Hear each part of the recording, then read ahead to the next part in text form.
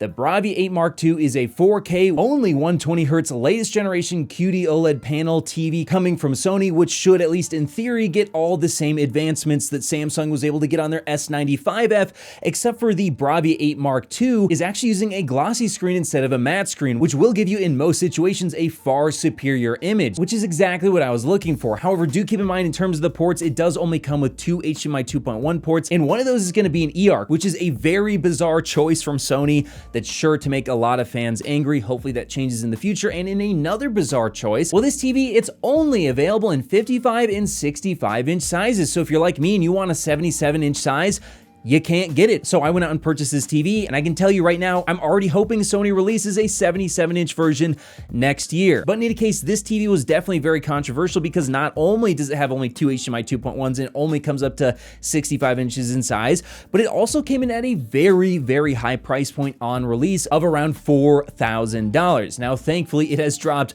around $1,000 for the 65-inch size now, so it is far more affordable and is now in line with its competitors of the LG G5, the Z95B, as well as the Samsung S95F, making this finally a much better option for those of you out there looking for a premium flagship TV, although it does still only come with a 1-year warranty, so do keep that in mind. But aside from the somewhat anemic warranty, overall, the Bravia 8 Mark II on paper looks really, really good, especially if you are looking for a 55 or 65-inch OLED. Now, real quick, before we get into the technical measurements, let's quickly gloss over what you should expect out of the Bravia 8 Mark II. So yes, it's going to be a QD-OLED, which means the best colors as well as the best viewing angles, and in a dark room, the best contrast that any display in the market can give you today. In fact, it absolutely blows away mini LED options. They cannot touch it at all, and that includes the Bravia 9 from Sony themselves. As great as that TV is, well, in a number of ways, it falls far short of what the Bravia 8 Mark II can do in ideal conditions. And the best OLEDs out there will also give you a really excellent gaming experience as well, as OLED is just going to be far more responsive than mini LED or LCD based displays, which is why gamers pretty much always prefer them. But now let's jump into that technical testing, and let's start off with the color and the accuracy. Now, real quick, if you just want the TLDR, feel free to skip ahead, but for those enthusiasts, well, let's jump into those portrait display CalMAN results. By the way, I am part of their reviewer program, and I'll have links in the description to that. But let's start off with SDR, and right out of the box in the professional mode, the SDR accuracy on this display is insanely good. I mean, yes, the white balance isn't perfect out of the box, but that's to be expected, and everything else here just about is. In fact, you can quickly fix that white balance to make this give you results that are essentially perfect right out of the box. That's very impressive. And taking a look at the color checker analysis, I got an average DeltaE of just 0.7, which is below the threshold of what you can visibly see, making this extremely accurate and great for movie watching. Now, this was just in the professional mode, and there was a lot of complaints about SDR being too dim, so I checked out the vivid mode where I was able to get it to be much, much brighter. We can see here with the vivid mode that while it does have some issues out of the box, once you adjust some settings, which by the way, we'll have the best settings for this display linked in my Patreon in the description below, which also gets you access to the Discord where you can ask me questions directly, and we can pretend like we're family. Well, in any case, after you make those adjustments, you can actually get a nearly perfect image out of the vivid mode as well, and now you can get over 1,000 nits of brightness in a 10% window for SDR content. So anybody who's complaining about SDR not being bright enough on the Bravia 8 II, oh boy, can it get bright. In fact, for a lot of people, that'll probably be even too bright, so I wouldn't worry about it. Now, moving on to the HDR, we can see that out of the box in the professional mode, it once again does a very, very good job. And after some tweaks, it only gets better. And once again, vivid mode, while it does have issues out of the box, it can be tweaked to give you even higher brightness. Also in the PC mode, it does a pretty good job as well with no major issues, which is awesome. And in the HDR color checker, I also saw very good results in average DeltaE of 3.54, and this is a far harder test, so this is actually one of the best results I've ever seen. And for the HDR BT 2020 gamut coverage, I got 88.11% for UV, which is just absolutely insane. So the TLDR is, in terms of the accuracy, the Bravia 8 Mark II is one of the best displays I have ever measured, period. This goes for SDR, this goes for HDR, this goes for color match, this goes for just about any way you can measure this display. It does a fantastic job. Now, of course, like every display, there's gonna be small imperfections. And of course, I assume that they will be working on this as time goes on, but out of the box, just like without any calibrating whatsoever, this is going to be one of the best things in my opinion based on my testing. Also, it has absolutely insanely good BT 2020 gamut coverage, which means that pretty much any HDR content you throw on this display, it should have no issues displaying it to you as the creator intended. I would be shocked if you're able to point me to, you know, a lot of content that couldn't. And in terms of the SDR performance, I did hear complaints about it being a step back versus the A95L, but that's just not what I saw. In the professional mode, yes, the SDR performance is kind of locked down, but you throw it into the vivid mode, you calibrate it, and it's absolutely, and by calibrating, you really don't have to do a whole lot, and the SDR gets really, really bright. So you get excellent SDR, get excellent HDR, and you throw it into the vivid mode, and it gets even brighter if that's what you're looking for. Now, speaking of brightness, let's move on to that, because there's also been people saying, you know, this is not as bright as the S95F or the LG G5. And they're right. However, I'm gonna be honest with you, I don't think it matters. This is a very, very bright TV. Let's take a look. So when you take a look at the brightness in the window measurement tests I do, you can see that the Bravia 8 Mark II, yes, it's not the brightest TV on the chart here. It's around the middle of the pack. However, with over 1800 nits in a 10% window, this is an insanely good result. I'm gonna be honest with you guys, I don't see why anyone would be complaining about these results. And when you take a look at a real HDR scene, it actually gets even better and starts to close the gap between it and the S95F and the LG G5. Now, those two TVs are still brighter, don't get me wrong. However, in Baldur's Gate 3 in HDR at the D65 white point, I had the Bravia 8 Mark II coming in really not that far behind with over 1600 nits on the highlight and over 500 nits on the terrain in this scene. And that is so far beyond the capabilities of most TVs today.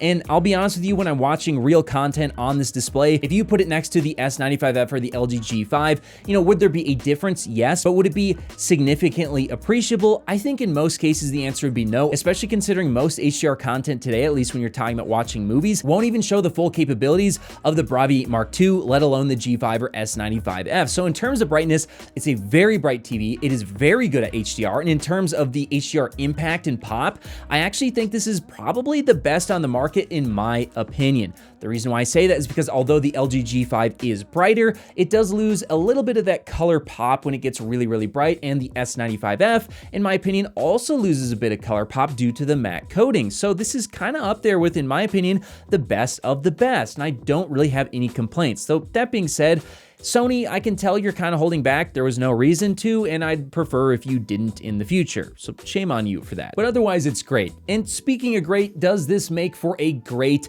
bright room TV? I mean, it gets very, very bright, so surely you could throw this in a room with lots of windows, and the answer is no. This is the one downside of QD-OLED. Unfortunately, it will turn magenta if it gets hit with a decent amount of ambient light. In fact, it doesn't even take a whole lot to kind of ruin some shadow detail. Now, depending on where you place the TV, this may or may not be an issue whatsoever. However, for me, this is why, although QD-OLED puts out a better picture, it is better suited for dark theater room environments, and the Bravia 8 Mark II is no different. If you're showing very, very bright content, again, won't be an issue, but for those dark scenes in movies, yes, you'll want it in a light-controlled room. Now, speaking of a cinematic experience, how does it handle cinematic motion, otherwise known as 24 frames per second? Well, I honestly was a little bit disappointed. Now, people often have told me how good the motion handling is on Sony, and I will tell you, if you put de-judder on something like 1, yes, it does a very, very good job. However, the higher, 2 or 3 options that are available on it did have some issues with artifacts or somewhat of a soap opera effect. So overall, I do think it's actually pretty good, and I think it's far, far better than some of the other options that I've seen this year in some of my reviews. I think it's up there with some of the better ones, but I do think it still could be improved further. Now, speaking of motion, let's talk about gaming, because this is another area where Sony unfortunately struggles. Now, don't get me wrong, it's OLED, it's still going to be better than Mini LED, just straight up much better. However, Sony made some very bizarre choices that unfortunately make it a lot worse than it needs to be. Specifically, let's take a look at the latency. 35 milliseconds of total system latency, including the display, the PC, and input. Look, it's not terrible, and I've had this hooked up to my Nintendo Switch 2, and it's a great experience still. I think most people won't care too much. However, for PC gamers, this is a straight skip. The reason why I say that is because not only are you locked to 120 Hertz instead of the 165 Hertz that's available on the G5 and S95F, but also the higher latency. There's just no reason to incur that extra latency penalty when there's better options on the market. So for super hardcore gamers, just straight up skip this display until this is fixed. I mean, 35 milliseconds versus looking at the LG G5 coming in at 26 milliseconds. We're talking about a difference of 9 milliseconds, at least in my testing. Of course, there is going to be some variance. It will depend on your setup, etc., etc. However, clearly there's a difference between these two displays. It shouldn't be that way, and Sony, you have got to fix that with your future displays. I get that most people probably won't notice it, but this is still important. And when we take a look at the motion performance, again, because it's locked at 120 frames per second, once again, this won't affect most people, especially console gamers or watching movies, etc. For most people, just ignore everything I'm gonna say, but for those PC gamers out there, for those enthusiasts, this is such a deal breaker, and I don't understand why Sony's doing this yet again. 120 Hertz, there's no reason to be locked to this. The S95F is using potentially the same panel, and that's 165 Hertz. Why Sony's locked to 120, I don't understand. And you can see there is a difference between the G5 at 165 and the Bravia 8 at 120. It doesn't need to be this way, and Sony, for the love of God, unlock your panels and fix the latency. There's no reason not to. There's no good reason not to, in my opinion, and shame on you for once again doing this. You gotta get that fixed with your next generation. But despite that, you still are getting at 120 Hertz pretty dang good motion. I mean, sure, it falls behind the G5. However, you compare that to something like a mini LED on the right, and it's a blowout. It's still way better. So again, for most people, you're gonna love the motion on this. It's very good. I'm just giving Sony grief because I gotta give it to them because they've got to fix this for PC gamers. I get it's a small audience, but somebody's gotta complain, and it's gonna be me. Now, one other thing I almost forgot to mention is that it also appears that HGIG is broken as well, which for gaming is a problem. This essentially means that some sort of tone mapping is always gonna be forced on to some extent, and this is very annoying because when I go to actually adjust the HDR settings for my games, unfortunately, it means I'm kind of fighting with the algorithm to try and get a correct picture. So this is another thing that Sony has got to fix, I think, with a firmware update on this model, because this is actually a genuine problem, and there should be a way to completely disable both this as well as, I believe I heard, and don't quote me on this, but I believe I've heard some people mention that there should be some tiny amount of sharpening that's kind of forced on as well. So those forced on type of settings, which especially affect gaming, but can affect pretty much any picture setting, should be able to be completely disabled. And for the tone mapping, while this is way, way better than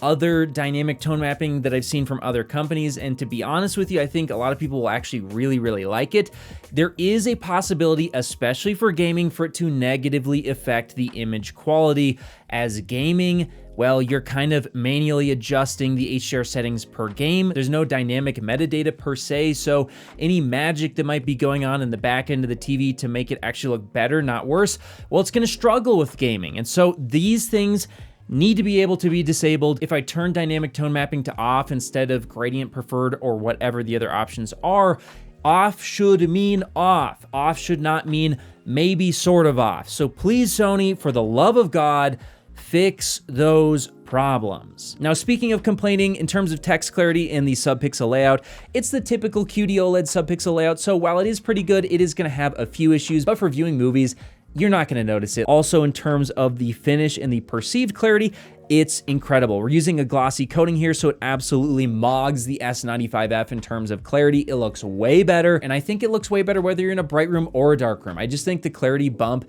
and the contrast bump that you get perceptually out of the glossy coating is a huge upgrade over the S95F, and for that reason alone, I would buy the Bravia 8 over the S95F, but there's a lot of other reasons I would. Now, as for the viewing angles and the uniformity, it was honestly really, really good. The viewing angles are basically perfect, and in terms of any banding on the screen or anything like that, I just didn't see it. Now, I've been told in the past that Sony has the ability to bend their panels, and they must be doing it here. I can't think of any other reason as to why my S95F had such a bad panel in terms of the banding on gray screens, whereas this one was basically flawless. So I hope they're bending the panels, can't confirm, but what I can tell you is every Sony panel I've ever looked at has been very, very clean.